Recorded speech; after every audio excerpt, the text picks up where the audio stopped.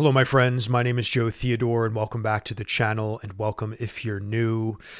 So, let's talk about Venus going into Aquarius, and let's riff maybe a little bit on how in 7 days from now, Mercury will actually be going direct again. If you can believe that, after the last couple of weeks of us really going hard discussing what Mercury in Sagittarius has been all about, what this retrograde story has been all about, which again, I'm very curious to know what your retrograde stories are, if you're willing to share. And yeah, my God, I could tell you, for me, it's been enlightening, to say the least. And we have to remember that Jupiter and Mercury have been talking to each other in a really powerful way. And we've been talking about that too over the last couple of weeks. This mutual reception, as we call it in astrology. I'm sure many of you already know what that means. But for those of you stumbling and maybe you don't know what that means, Mercury is in Jupiter's home sign of Sagittarius, and Jupiter is in Gemini, which is where Mercury rules. So whenever that kind of axis is playing, when two planets are kind of doing that to each other, we call that mutual reception. And that actually is really important for big transits, especially because they're both kind of sharing their vibrations together and they're sort of talking to each other in a weird way. But yeah, it just depends on what's being said. That's the question, isn't it? So Mercury, yeah, will go direct, starting, I believe, December 15th or 16th. So the 15th would be this coming Sunday, right? And that's wild. So in 7 more days, that we will have pretty much Mercury going direct again.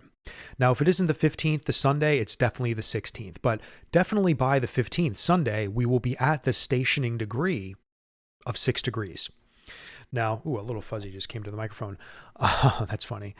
But so yeah, we are wrapping up the last week of Mercury retrograde. But that is not the end, my friends, because as all of you guys know, or if you're new, maybe you don't know, there is a integration phase after any planet goes direct. So the entire track that it went retrograde, right, from the moment it went retrograde, now Mercury needs to move forward again through all of those degrees to get back to where it originally was, right? So this integration phase is kind of like the postscript. This is like, okay, well, everything we were dealing with during the retrograde, okay, I think I know the story. Okay, this is like kind of what I think I need to do. Like, this is the lessons that were coming to me, right? And because we're dealing with Sagittarius, and yes, we can't forget the lessons regarding Gemini are also very, very important. And we're having a full moon in Gemini, right? That's another big part of this week, right? Which I'll probably make another video on. But the fact is that this retrograde story is very much tied to Gemini as well. So whatever stories have been playing out in Gemini for you, and again, the Sagittarius stuff is all about belief, philosophy, hope, optimism. We're talking about expansion of some kind.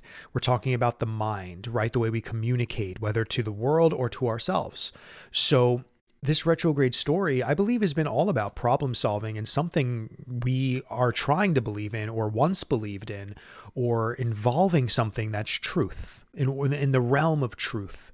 Right? In the world, we can say, what's true? There's so much misinformation and shit. What's true? In our own life, we were like, okay, well, I thought something in this part of my life, wherever Sagittarius is in your birth chart, that theme of life, you could have thought something was really working out for you there. And the truth is you were like, no, something's not true. Something's not right. I need to find the truth here. What am I supposed to do? Right? How am I going to solve this problem?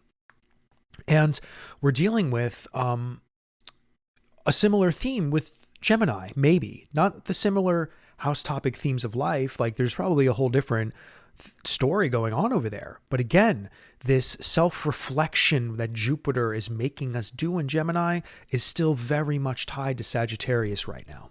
So they're talking to each other big time. Now, The full moon in Gemini, actually, I wasn't planning on talking about that today, but that's actually really big this coming weekend because that is going to reveal something to us that we were unaware of in Gemini. And that probably will aid us in some way as we wrap up the retrograde for Mercury and for whatever we're reflecting on with our Gemini story. Because Jupiter, when retrograde, is always about self-reflection.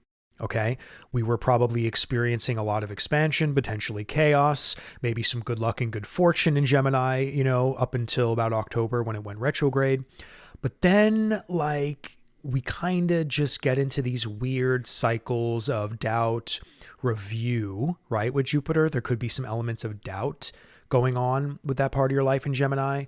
And Jupiter is always trying to teach us something regarding the self-reflection.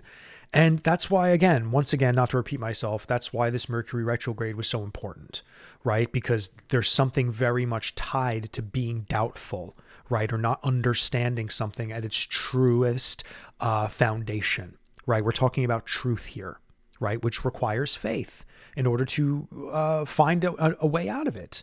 Right. And I think faith is definitely a big part of this. Faith and trust that something else will come and help you.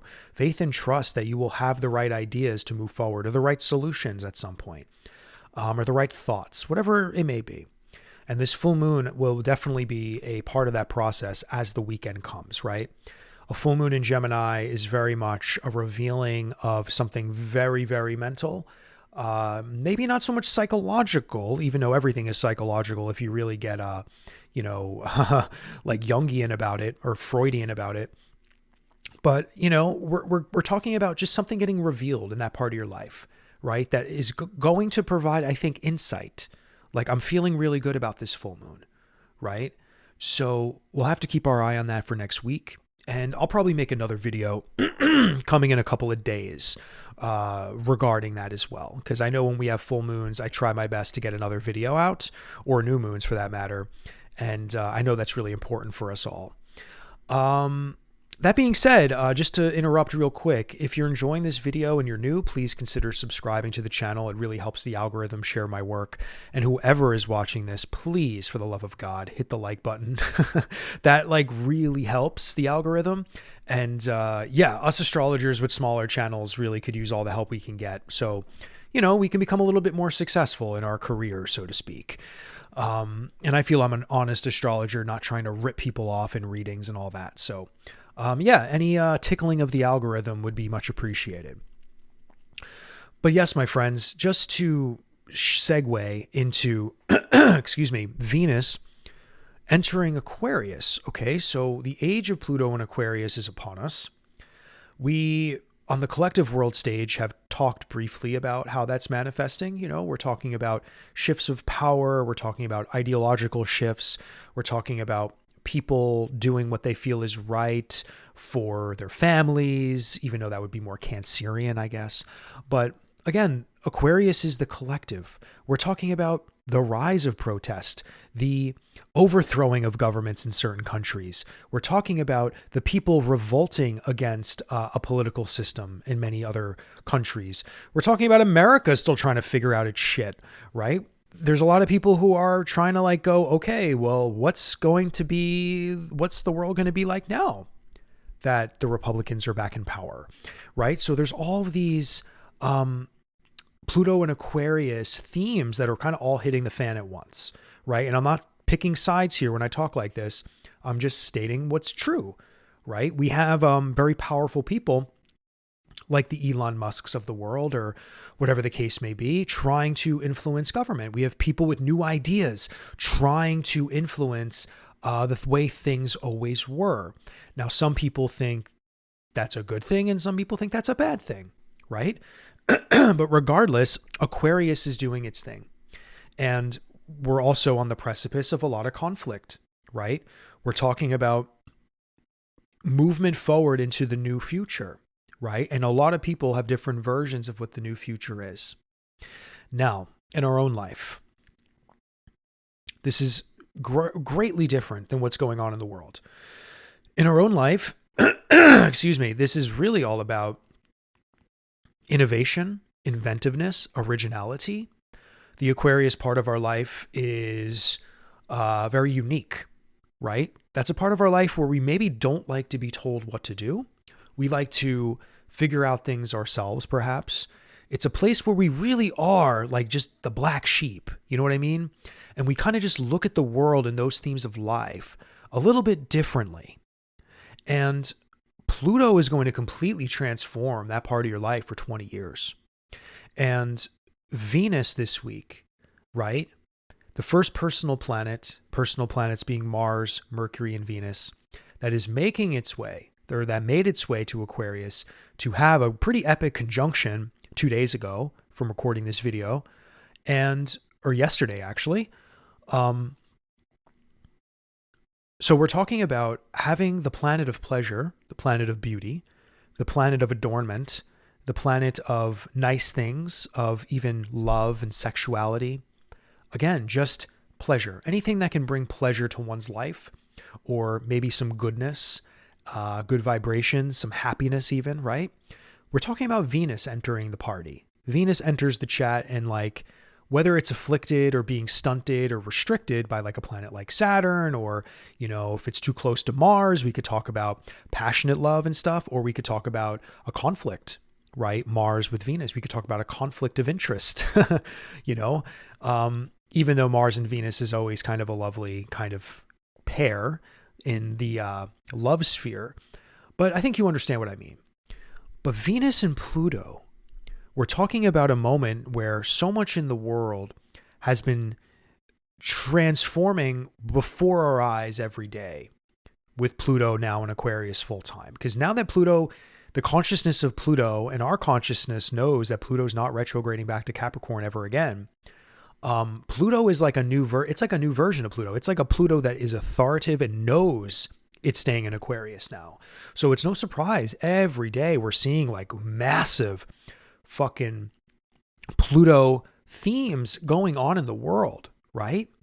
I mean, again, escalation of war, stuff with Russia, protests in Georgia, right? We're talking about Syria right now. Okay. We're talking about what just happened in America, right? We're talking about shifts of power, shifts of ideologies, protests, uprise, humanitarian stuff, collective stuff, fighting for human rights getting taken away. It's all happening here and now, and in the Western world, right? And in Europe. So we're very, very close to some serious shit with Pluto and Aquarius. Don't get me wrong. UFOs are like all over the place when we look that stuff up. It's like on the news now. So Venus enters the chat, and what is this all about? What does this pleasure have anything to do with what's going on in the world right now? Well, I would say that no matter how hard and dark things are, or how weird and worrisome things could be, or how violent and conflicted things might be in the world, there's always room for happiness. There's always room for connection. I think I made this analogy recently to a client or somewhere. I said, you know, even during times of war, like a soldier in a trench, they still experience positive transits, right? Even when they're in the worst positions they've ever been in. And I gave someone an example. I said, well, imagine there was a Venus transit happening in some young soldier's life, and he was in the trenches. And let's say Venus was going to pass over some planet in some particular house for him. What that could look like is him getting a carton of cigarettes that he didn't expect. Maybe he was out of cigarettes for a week, right? When you're a soldier in war, getting a carton of cigarettes is like a fucking big deal. That brings a lot of joy and calm and relief. So that's my example, right? Sort of in this situation. Even though for a lot of us, our Aquarius parts of our life, you know, could be welcomed. You know, not everyone's having a catastrophic collapse with Aquarius right now, even with Pluto there. In fact, a lot of people I know are anticipating a lot of beautiful transformation that they've been working on for a long time. It's just, oh my God, Pluto's here to help aid in the transformational process where you now will be a completely new version of self over the next 20 years, because Pluto will be shamanically elevating you. So Venus coming in this week through January 3rd, because that's how long Venus will be in Aquarius for. We're talking about having some beautiful connection during the Aquarian moment for you. We're talking about love, connection, beauty, art, creativity, like whatever the case may be, you doing something that's more fun. Maybe more pleasurable moments will come to you over the holiday season. Maybe opportunity for you involving some personal goods will come, right? Something involving money, perhaps, right? Anything that can bring pleasure to one's life can very much be involved in the Aquarian story for you, right? On the world stage, I was saying, hey, watch out for some female leaders. Like, is there going to be any feminine female presence on the world stage that really kind of does something profound? Is there going to be something involving women's rights coming into the forefront? I mean, we have until January 3rd. Like, what's going on with any sort of women's movements? Is there anything that's going to pop out of the ground and become a big deal? Is there any feminine figure that's going to come out of the ground and be a big deal, right? Keep your eye on this, right? This is important. I don't really have any examples on the world right now as far as female stuff is concerned, except maybe for the Mexican president, right? She's been kind of coming out and like, not speaking out against Trump, but she's been just saying some stuff in regards to, I guess, tariffs maybe. But I wouldn't count that necessarily as a story in regarding this transit because we have some time. But this Pluto activation is very important because we're talking about a trigger for a transformative new future. We're talking about the seeds being planted right now involving what Pluto ultimately will do for 20 years. And there's no way to really tell what Pluto will do over the next 20 years, except that we are talking about a global shift of technology, of innovation, of politics. Everything will change. Aquarius is one of those revolutionary signs. So Pluto is going to do its thing. And right now we're having the opportunity for a Venus transit there. So I want to stick to your life though. Share where Aquarius is in your life. What's your story there? How do you feel Venus is going to be offering you some potential connection, love, maybe just beauty? Is there anything that you can anticipate? Is there anything you could do and seek out? Because that's also really important. We can definitely seek out things that these planets are offering us. Because sometimes when we seek out what a planet's archetype is in our life, sometimes, that synchronicity just comes right back to us, right? Like if you have Aquarius in the 7th house of marriage right now, or relationships, one-on-one partnerships, I would definitely say if you're single and looking for love, this is a transit where you may meet someone if you put yourself in the right position. You know what I mean? So that's just one example. But anyway, my friends, I think that's all I'm going to share with you today. Stay tuned for a full moon in Gemini video coming within a couple of days. And also I have my rising sign series that will also be coming out in a few days. So I hope you can give those a watch as well. All right. Well, that's all I have for you. Wishing you well, and I'll see you next time.